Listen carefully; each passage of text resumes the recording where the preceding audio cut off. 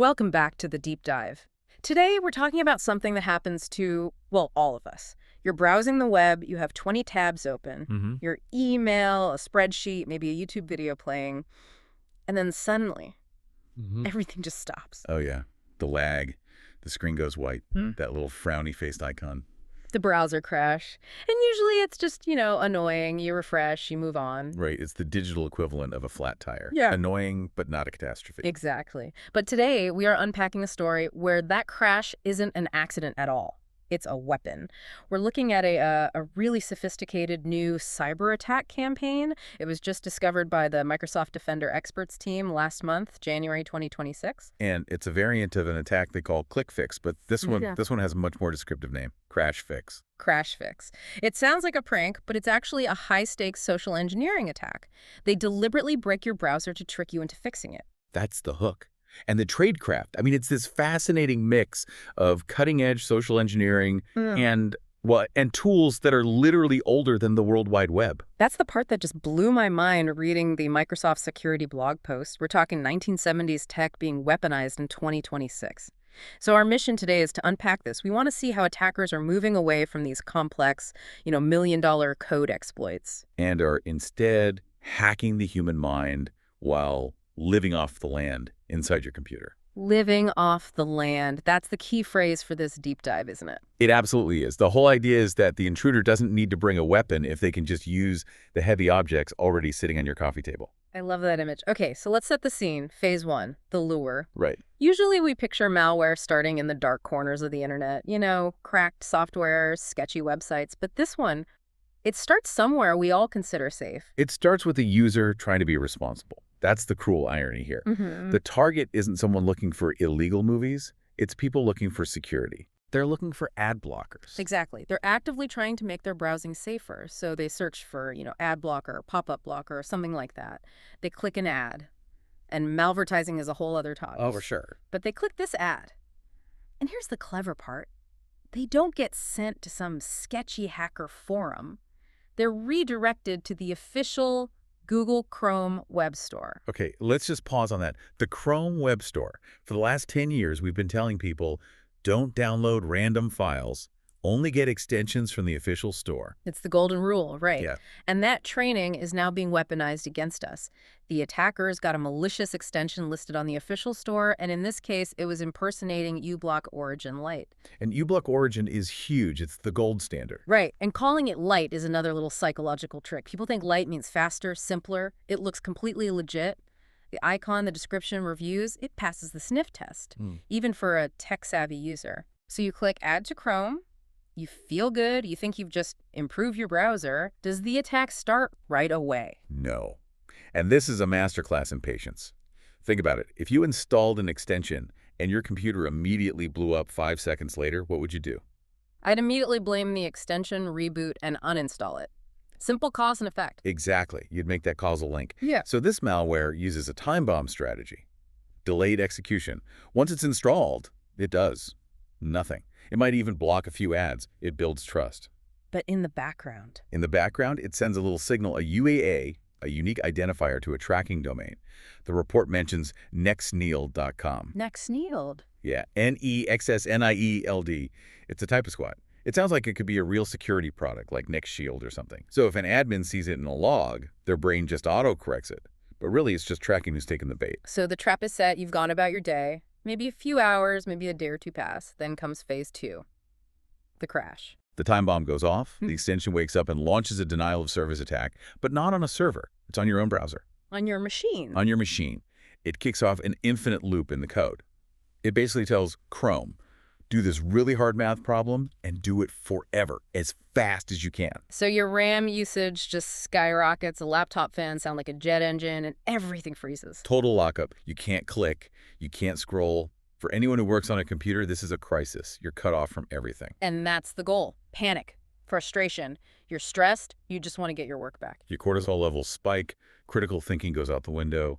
And right at that moment of peak frustration, a lifeline appears. A pop-up window. But it's not a real error message. Not at all. It's a fake generated by the malware itself, and it's labeled CrashFix. The audacity. It's the arsonist showing up dressed as a firefighter. Perfectly put. The pop-up says, A critical error has occurred, but it offers a solution. It says to restore everything, you need to run a specific command, and it even gives you a convenient copy button. And this psychology is brilliant. They're not asking you to download a file. Antivirus might catch that. They're not asking for a password. They're asking you to copy and paste. It feels technical. It appeals to your ego. It makes you feel like you're an insider doing a cool little workaround.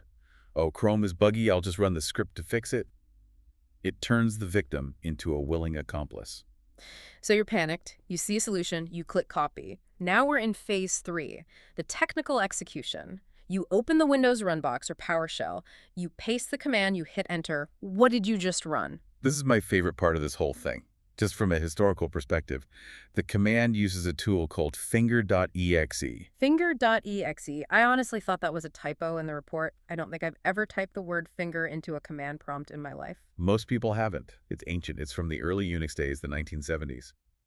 The finger protocol was for a much smaller, friendlier internet. You type finger user at university.edu and it would tell you if they were logged in. Like an old school social media status? Exactly. But here's the thing. Microsoft Windows still includes the finger.exe client. It's just sitting there in the System32 folder of almost every Windows machine on the planet. So they're using this 50-year-old social networking tool for what? They're using it as a file downloader. The command you paste does two things. First, it copies finger.exe to a temporary directory and renames it to something like ct.exe. And why rename it? Evasion. Obfuscation. If your security software sees finger.exe making a weird connection to the internet, that's an anomaly. It might get flagged. But ct.exe... sounds generic. Could be anything. Control tool, connection task, whatever. It just blends in. Then, this renamed ct.exe reaches out to an IP address, 69.67.173.30.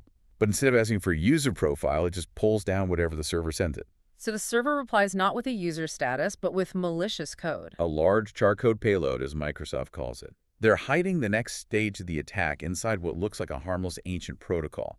You're bypassing all the browser's download protections. You didn't download a virus. A native Windows tool just checked a status. You got it. That's the essence of living off the land. You're using the system's own trusted tools, we call them LOL bins, to do the dirty work. So Finger fetches the payload. Now we're in phase 4, escalation. A script lands on the machine. The report calls it script.ps1. Right, a PowerShell script. Huh. But before it really detonates, it does something very smart. It does a kind of vibe check on the computer. Vibe check. It checks its surroundings. It scans all the running processes for snitches. It's looking for Wireshark, Process Hacker, WinBig. All the tools a security researcher would use to analyze it. Yes. It's looking for the microscope. If it sees those tools, it knows it's probably in a lab or a sandbox. Yeah. And it will just terminate. It plays dead to avoid being analyzed. Smart. But it also checks the network, right? To see who owns the machine. This is the critical fork in the road. It checks if the computer's part of a Windows domain, basically. Yeah. Is this a personal home PC or is this a corporate laptop on an enterprise network? And the attack changes based on the answer. Drastically. Yeah. If it's a home PC, maybe they just steal some browser cookies. But if it's a domain-joined machine, now they're big game hunting. The attack escalates, and it downloads a ZIP file containing something called WinPython. WinPython. They're downloading the entire Python programming language. The entire thing. And this solves a huge problem for attackers. Python is a powerful language for writing malware, but most corporate users, accountants, HR, they don't have Python installed on their machines. So if you just sent a Python script, it would fail. It would fail. So they use a tactic called bring your own interpreter. They download a portable version of Python that's completely self-contained. It doesn't need to be installed. It doesn't need admin rights. It's just a folder with the whole engine inside. That is terrifyingly thorough. They're not hoping the environment is vulnerable. They are shipping the entire environment to the victim. It's like breaking into a house and bringing your own generator because you're not sure if the power works. And because it's a legitimate signed copy of Python, a lot of antivirus software just ignores it. It sees python.exe running and thinks, oh, that's normal. So now they have their engine on the corporate laptop. What do they launch? They launch the main payload, a file called modes.py. And this is what Microsoft has dubbed the model rat. As in RAT, Remote Access Trojan? Exactly. And now they have a full backdoor. The whole CrashFix thing is over. The user probably thinks they fixed their browser. Meanwhile, the attackers are deep inside the network. Which brings us to phase 5, persistence. How do they make sure they stay in, even after a reboot? They go for the classic move, the Windows registry, specifically the run key, which is the list of programs that Windows automatically starts every time you log in. And then they just add their portable Python to that list? They do, but they use Python.exe. The W is important. Yeah. Python.exe opens that black hacker-looking console window. Python.exe runs the script silently with no window. It's invisible. So every morning, the user logs in, and in the background, this Trojan just spins up without a trace. And immediately starts beaconing home to its command and control server. I'm here. Here's my info. Waiting for instructions. The report also mentioned a connection to Dropbox, which stuck out. Yeah, that's another layer of camouflage. The RAT was seen downloading a secondary script from a Dropbox URL. Think about a corporate firewall. It'll block 1 million weird domains. But does it block Dropbox? Never. The business relies on it. Exactly. So the malware traffic is hidden inside encrypted HTTPS traffic going to a trusted cloud provider. It just looks like Bob in accounting syncing his spreadsheets. It's so frustrating. They're using our own tools, our own languages, our own cloud services against us. And they even mimic our own system admin tools. To make sure they stay persistent, they create a scheduled task. And you know what they name it? Software protection. Oh, no. Yeah. If you're an IT admin looking at a list of tasks, you are not going to delete something called software protection. You'd be afraid you'd break the antivirus. It's terrified. But really, that task just runs their payload every 5 minutes. So even if you find and kill the process, 5 minutes later, it's back.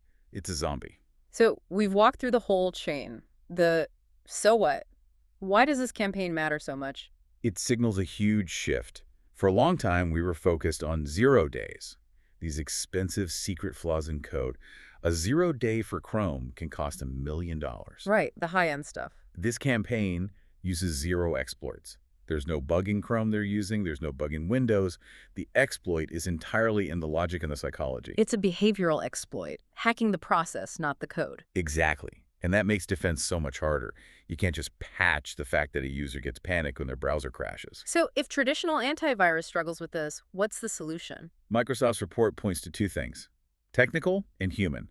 Technically, organizations need to audit these living off the land binaries. The use it or lose it approach. Yes. Does your finance department really need to use finger.exe? No, so block it. Use application control to reduce that attack surface. Don't leave an antique weapon lying around. And on the detection side? This is where endpoint detection and response, or EDR, is critical, especially in block mode. You need tools that look at sequences of behavior. The context, not just the content. Right. Finger.exe by itself is fine. But Chrome spawning a command prompt, which then runs finger.exe to connect to a random IP, that sequence is malicious. A good EDR connects those dots and kills the process. It sees the story unfolding and interrupts it. Exactly. On the human side, we said the user basically invites the vampire in. We have to update our training. The new golden rule needs to be never, ever copy-paste code from a pop-up into a terminal to fix a problem. That feels like the big one. If a website, any website, tells you to open PowerShell to fix something, Just walk away. Call IT. Legitimate companies do not ask you to run command line scripts to fix a simple crash. It just doesn't happen. If you're pasting code you don't understand, you're handing over the keys. this has been a huge reality check. Before we wrap, I want to go back to an image you used, the doorbell. Right. We think of hackers as silent burglars picking a lock. But CrashFix, they walk up to the front door in broad daylight and just smash the doorbell with a hammer so it won't stop ringing. That's the browser crash, the annoying, relentless noise. And they are betting everything that you will get so frustrated you'll open the door from the inside just to make the noise stop. So the question for everyone listening is, how do we train ourselves and our teams to recognize that the noise, the panic, the urgency is actually the weapon? The vulnerability isn't in the software. It's our own desire for a quick fix. When the user is the vulnerability, the patch is in code. It's skepticism. A powerful thought to end on. Audit those tools, turn on your EDR, and maybe just think twice before you try to fix that next browser crash. Thanks for diving in with us. Stay safe out there.